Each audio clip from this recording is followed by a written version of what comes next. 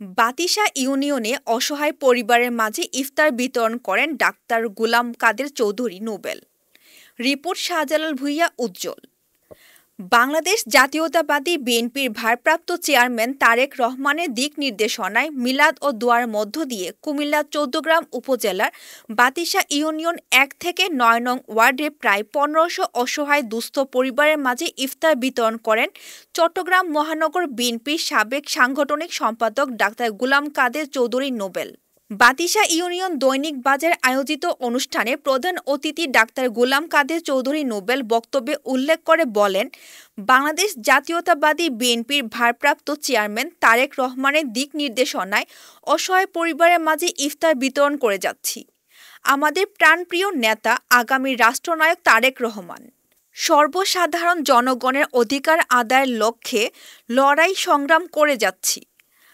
আমরা মনে করি গত ৫ই আগস্ট ছাত্রদল, যুবদল ও ছাত্রদের আন্দোলনের মধ্য দিয়ে সাধারণ জনগণের অধিকার ফিরে পেতে সক্ষম হয়েছে প্রিয় নেতা তারেক রহমান।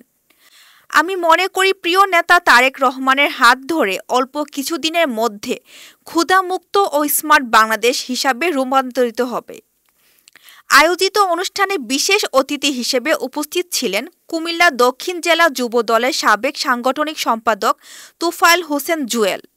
এই সময় আরও উপস্থিত ছিলেন চৌদ্দগ্রাম উপজেলা বিএনপির সাবেক সহসভাপতি নিজামুল হক মজুমদার, বিএনপির সাবেক সভাপতি মোহাম্মদ আলী, উপজেলা বিএনপির সাবেক সহসভাপতি আব্দুল হক, যুবদলের সাবেক সভাপতি ইয়াসিন পারভেজ, উপজেলা বিএনপির সাবেক সাংগঠনিক সম্পাদক ফিরোজ, বিএনপির নেতা মোর্শেদ কবির শিপন, কুমিল্লা দক্ষিণ জেলা জাতীয়তাবাদী মৎস্যজীবী সদস্য সচিব জহির উদ্দিন, উপজেলা শ্রমিক দলের সভাপতি কামরুল হাসান মজুমদার, ইউনিয়ন বিএনপির নেতা অ্যাডভোকেট কাজল সহ বিভিন্ন নেতৃবৃন্দ উপস্থিত ছিলেন। দেশনেত্রী বেগম খালেদা জিয়া ওনার সুস্বাস্থ্য কামনার লক্ষ্য দেশের মানুষের আশা আকাঙ্ক্ষার প্রতিফলন ঘটানো এবং দেশকে সুষ্ঠুভাবে এতক্ষণ আপনাদের সাথে ছিলাম রেহনা সুলতানা প্রীতি।